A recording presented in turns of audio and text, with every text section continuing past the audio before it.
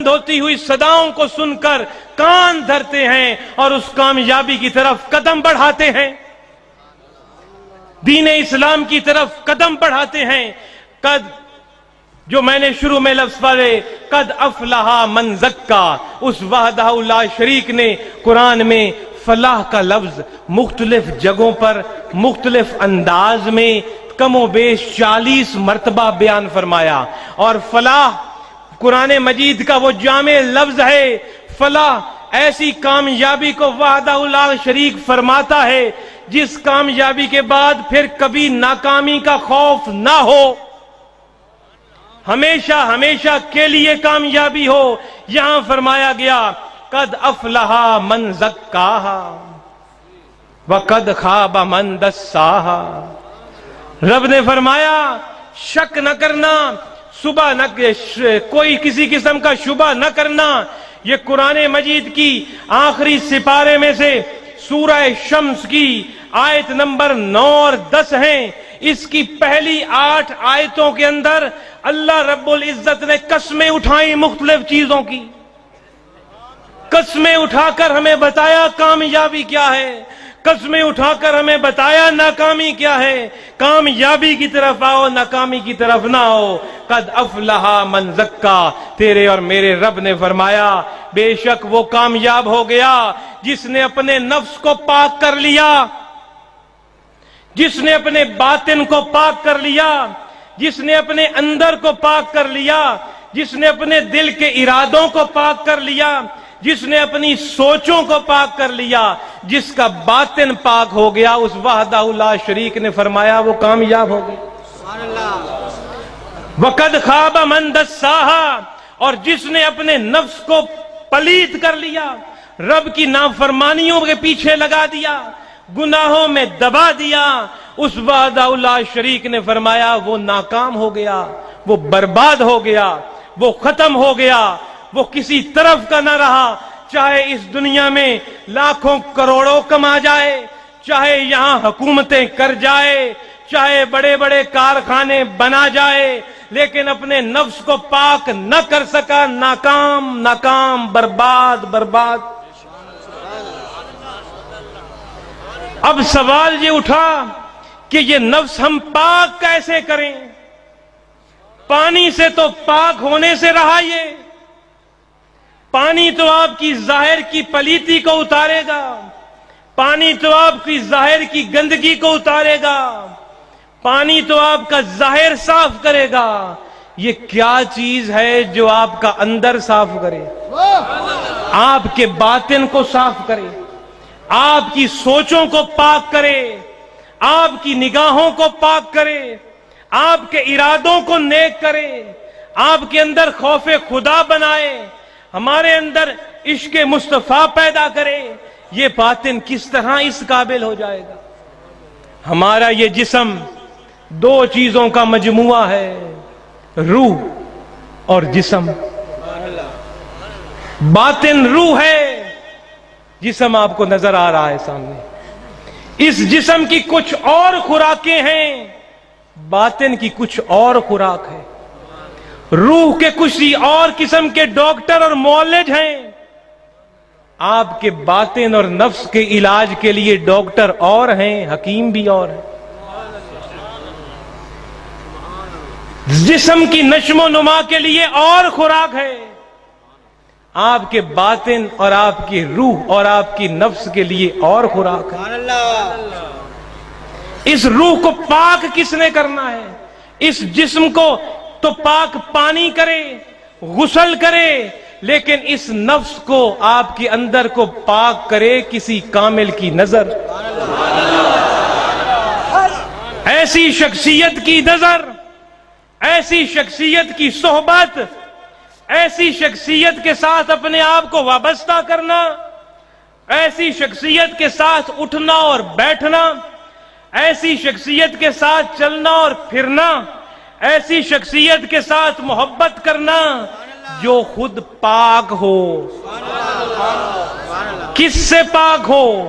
کفر اور شرک سے پاک ہو، غیر شرعی رسومات سے پاک ہو، دل کی غلاظتوں سے پاک ہو، नफरत से पाक हो, बुग़्ज़ से पाक हो, हसद से पाक हो, कीने से पाक हो, एक दूसरे के बुरी सोच से पाक हो, जिसकी निगाह भी पाक हो, जिसकी जुबान भी पाक हो, जिसके कान भी पाक हो, जिसके हाथ भी पाक हो, जिसके पांव भी और चलना और फिरना भी पाक हो। जो ऐसी खूबियों का मालिक शख्स होगा वो पाक करेगा। मक्का और मदीने की सरजमीन पर मोहम्मद मुस्तफा सल्लल्लाहु अलैहि वसल्लम ने क्या पानी के साथ सहाबा को पाक किया? क्या नहलवा कर लोगों को पाक किया? आपने अपनी नजरे करम से, अपनी सोहबत से उन लोगों को पाक किया। और आपके बाद जिस जिस जगह पर इनाम याफ्ता लोगों में से वो गिरोह जिसको सालेहीन का गिरोह कहा जाता है, साले लोगों का गिरोह, औलिया अल्लाह का गिरोह, उसने जहां जहां डेरा लगाया लोगों को पाक करता चला गया। हजरत मोइनुद्दीन अजमेरी ने अजमेर में डेरा लगाया तो लाखों हिंदुओं को पाक कर दिया कलमा पढ़ाकर। दाता हजवेरी ने लाहौर में डेरा लगाया तो लाखों लोगों के बातिन पाक कर दिए। बाबा फरीद ने पाक पतन में बैठकर लाखों लोगों को पाक कर दिया। बहाउद्दीन जकरिया ने मुल्तान में बैठकर लाखों लोगों को पाक कर दिया। कुतुब अली शाह साहब ने संदीले अवाली में बैठकर लाखों को पाक किया। हजरत अब्दुल्ला शाह रहमतुल्लाह अलैह ने कादिर बख्श में बैठकर लाखों को पाक किया। किसी पानी से पाक नहीं किया, एक खूबसूरत निगाह से पाक किया। यह है बातिन की पाकी। बातिन की पाकी आपको नमाजों से नहीं आएगी। बातिन की पाकी रोजों और ज़कातों और हज्जों से नहीं आएगी। इस बातिन की पाकी उस वक्त आएगी जब तेरी नजर और तेरा दिल पाक हो जाएगा, जब तेरा दिल हर किसी की नफरत से खाली हो जाएगा, जब तू रब की राह में हर वक्त जिहाद में मशगूल हो जाएगा। जिहाद किससे? अपने नफ्स से। काफिरों से जिहाद बाद में करना है, पहले अपने आप को तो पाक कर लो, फिर काफिरों को पाक करना। पहले अपने बातिन को तो पाक कर लो, तुझे बंदूक और तलवार उठानी ही नहीं पड़ेगी, तुझे देखकर काफिर कलमा पढ़ेगा। लेकिन अगर तू खुद पाक नहीं तो तेरे बंदूक उठाने से, तेरे मिसाइल चलाने से, तेरे फतूहात करने से कभी कोई पाक नहीं होगा और दायरा इस्लाम में नहीं आएगा। मैं पूछता हूं, मोहम्मद रसूलुल्लाह सल्लल्लाहु अलैहि वसल्लम ने क्या पूरी जिंदगी तलवार से जिहाद किया? आपने पहले लोगों के बातिन पाक किए, उन्होंने नफ्स से जिहाद किए, अपने आप को पाक किया तो लोग देखते थे ये है कौन, चले तो सही इसके पास। अपना बातिन पाक करो, नफ्स से जिहाद करो। जिहाद इस्लाम में फर्ज है। हजरत अबू हुरैरा फरमाते हैं रज़ी अल्लाह ताला अन्हु, जो शख्स इस हाल में मर गया कि उसने पूरी जिंदगी ना जिहाद किया, ना जिहाद की तदबीरें की, ना जिहाद की तमन्ना की, वो मुनाफिक मरा। कि कलमा ईमान के दावे के बावजूद पूरी जिंदगी अपने से लड़ाई नहीं। हजूर ने जिहाद अकबर फरमाया है, नफ्स से लड़ना। ग़ज़वा तबूक से जब आप वापस हटे, जंग से वापस आए, आपने सहाबा से फरमाया हम छोटे जिहाद से बड़े जिहाद की तरफ जा रहे हैं। सहाबा ने कहा तबूक में तुम लड़ने गए थे काफिरों से, शायद मदीने में कोई और दुश्मन आ गए हैं जिससे लड़ना है। हजूर ने फरमाया वो छोटे काफिर थे, छोटा जिहाद था, एक काफिर तुम्हारे अंदर है जिसको नफ्स कहते हो, जो तुझे बुराई की तरफ बुलाता है, अच्छाई से रोकता है, अल्लाह की हदूद तुड़वाता है। सरकार ने फरमाया ये बड़ा जिहाद है, इसकी तरफ आओ। अपने नफ्स को पाक करो, अपने अंदर को पाक करो। हम पूरी जिंदगी इस जिस्म को पालते हैं, तरह तरह की खुराक खाते हैं, फ्रूट इस्तेमाल करते हैं, जूस इस्तेमाल करते हैं। कभी ये भी तो सोचो जो मेरे अंदर रूह है वो भी तो कुछ मांग रही है, उसकी भी तो कोई ग़िज़ा है जिसको मैंने पाक करना है। रूह हमेशा हमेशा के लिए है जिसने मरना नहीं, और जिस्म फानी है जिसने कब्र में गल सड़ जाना है। पूरी जिंदगी इसकी तो नश्मो नुमा करता है, रूह की नश्मो नुमा क्यों नहीं करता? करीमें लगाओ, ब्यूटी पार्लर जगाओ, अपना जाहिर खूबसूरत बनाओ। रब जाहिर नहीं देखता, रब तेरे दिल देखता है। और उसने फरमा दिया वो कामयाब हो गया जिसने जनाब अपने नफ्स को पाक कर लिया। अपने नफ्स से बाहर निकलो और अल्लाह रब्बुल इज्जत की बनाई हुई हदूद का ख्याल रखो। ये नफ्स पाक होना है इन अल्लाह वालों के पास आकर। इसको पानी ने पाक नहीं करना।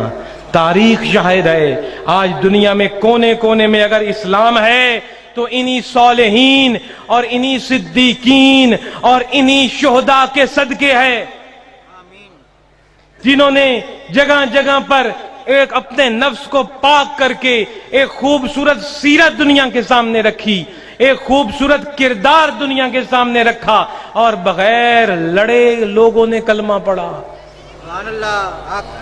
हम अपना नफ्स पाक कर लें तो बज़ाहिरन किसी लड़ाई की जरूरत बाकी नहीं रहेगी, खुद ब खुद ही मुल्क फतह होते चले जाएंगे। मेरे दोस्तों, मौत के वक्त कहीं ये ना हो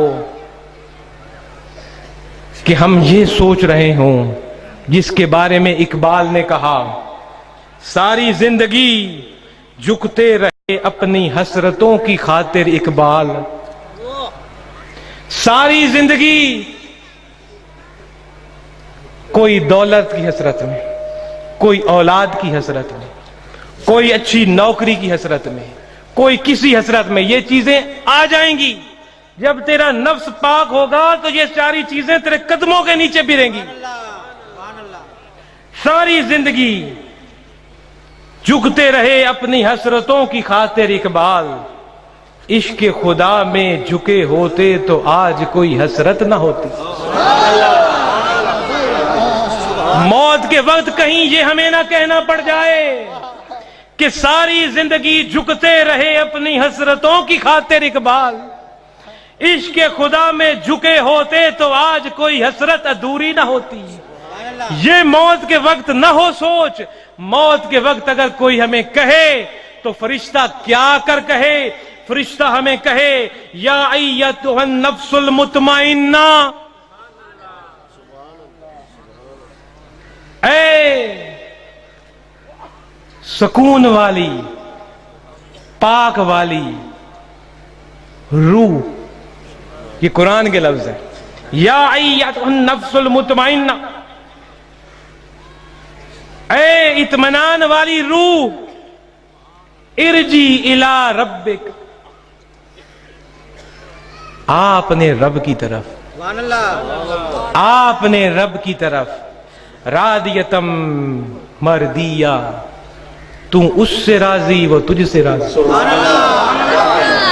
ये कुरान मजीद में आखिरी सिपारे में रब ने फरमाया कि ऐसी जिंदगी गुजारो कि मौत का फरिश्ता आकर तुझे कहे, ऐ इत्मीनान वाली जान, ऐ इत्मीनान वाली रूह, आपने रब की तरफ, मैं तुझे लेने आया हूं, चल अपने खालिक की तरफ, जब अपने मालिक की तरफ, तू उससे राजी है और वो तुझसे राजी। ये तब नसीब होगा जब हमारा नफ्स पाक हो जाएगा। अल्लाह का शुक्र है, उसने हमें एक ऐसा हकीम, ऐसा मौलिज अपने मुर्शिद की रूप में दे दिया है जो हमारा नफ्स पाक कर सकता है और पाक कर रहा है। आप जो यहां हजारों की तादाद में मौजूद हो, ये इस बात की गवाही है कि आप नफ्स पाक करवाने यहां आए हो। کیونکہ وہ لایا ہے آپ کو. جس بھی کامل ولی کے مزار پر چلے جاؤ لوگوں کا ہجوم ہوتا ہے. وہ خود نہیں بلاتے, بسوں میں بھر بھر کے اکٹھا نہیں کرتے اپنی باتیں سنانے کے لیے. یہ وہ محبت ہے جو کھینچ کے لے آتی ہے ان کو, اور وہ خوش قسمت ہیں, آتے تو جیسے ہیں پاک ہو کر جاتے ہیں. تو یہ ہمارا آنا جانا. عصر کا وقت بالکل قریب آ گیا, مجھے وقت اجازت نہیں دے رہا مزید اس آیت کی تشریح کرنے میں.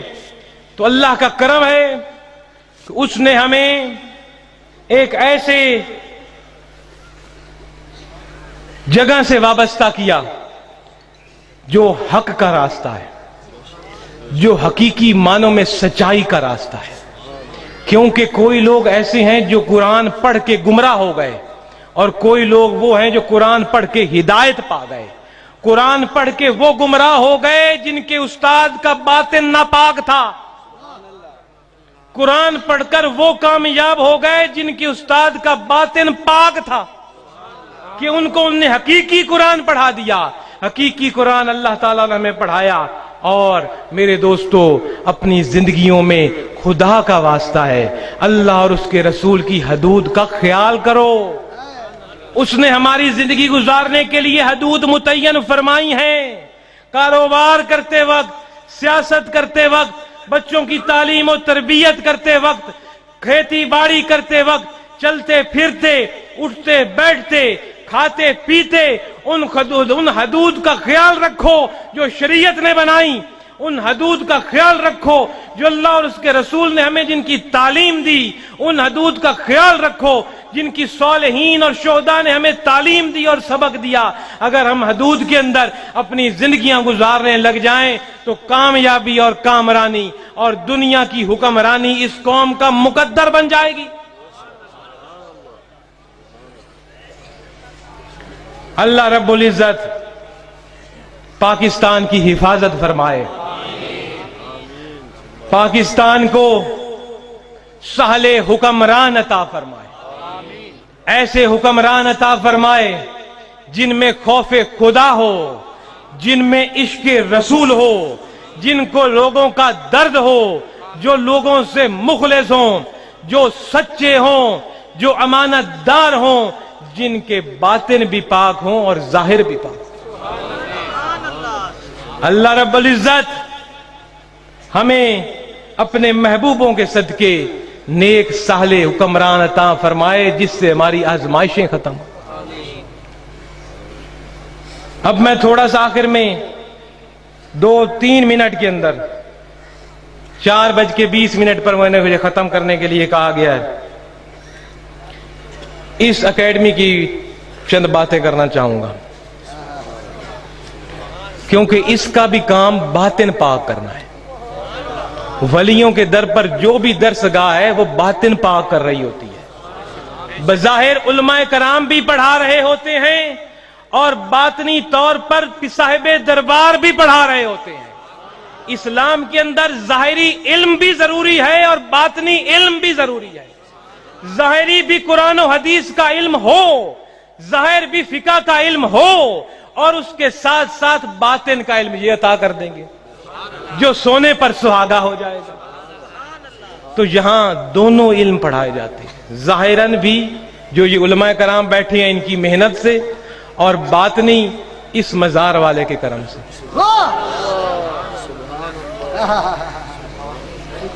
ہمارے اس میں جیسے آپ کے علم میں ہے کہ ایک شعبہ یہ ہے جس کے اندر اسکول اور کالج اور بیچ میں بنیادی اسلامی تعلیمات کا کورس ہے, اور دوسرا شعبہ جو ہے مکمل طور پر علوم اسلامیہ ہے. اللہ کی مہربانی اور کرم سے آپ کے اس ادارے کے نتائج پورے کے پورے فیصل آباد ڈویژن میں سب سے اچھے. کوئی اسکول کوئی کالج ایسا نتیجہ نہیں دکھا رہا جیسا حزب الرحمان اسلامک اکیڈمی دکھا رہی ہے. اس سال مڈل کلاس میں 32 طالب علموں نے شرکت کی, 32 کے 32 فرسٹ ڈویژن میں پاس ہوئے. میٹرک میں 34 طالب علموں نے شرکت کی, 34 کے 34 فرسٹ ڈویژن میں پاس ہوئے. سیکنڈ ایئر میں, جس کو آپ F A F S C کہتے ہو, 34 طلبہ نے شرکت کی, جن میں سے 26 نے فرسٹ ڈویژن اور 8 نے سیکنڈ ڈویژن حاصل کی. عامہ میں, جو کہ میٹرک کے برابر ایک اسلامی کلاس ہوتی ہے, مدارس میں اس کو عامہ کہا جاتا ہے. عامہ جو میٹرک کے برابر ہے, اس میں 28 طلبہ نے شرکت کی, 20 فرسٹ ڈویژن میں اور 8 سیکنڈ ڈویژن میں. خاصہ جو کہ ایف اے کے برابر ہوتا ہے, اس میں 11 طلبہ نے شرکت کی, 2 نے فرسٹ ڈویژن اور 9 نے سیکنڈ ڈویژن حاصل کی. یہ تنظیم المدارس کے امتحانات ہیں. عالیہ, جس میں 10 طلبہ نے شرکت کی, 4 نے فرسٹ ڈویژن اور 6 نے سیکنڈ ڈویژن حاصل کی. اور حافظوں کی آپ نے پہلے سن چکا, میں اس کی دفعہ تفصیل میں نہیں جانا چاہتا. آل پاکستان تقریری مقابلے میں فرسٹ ڈویژن, آل پنجاب یہ نویسی جو خط نفیسی ہوتی ہے, اس میں بھی اکیڈمی کے طالب علم نے پوزیشن حاصل کی. یہ کس کا کرم ہے؟ یہ اساتذوں کی محنت ہے اور صاحب مزار کا کرم. یہ ادارہ آپ کے سامنے ہے. اس کے کل اخراجات 1,83,09,512 روپے پچھلے سال ہوئے.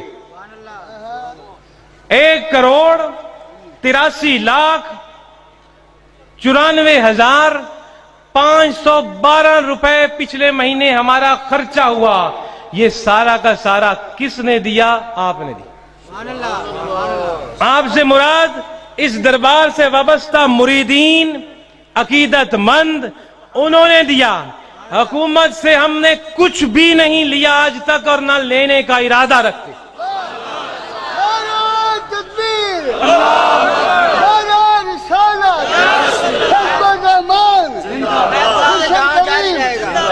اپنے پیسے رکھیں یہ اپنے پاس حرام کاریوں پر خرچ کرنے کے لیے.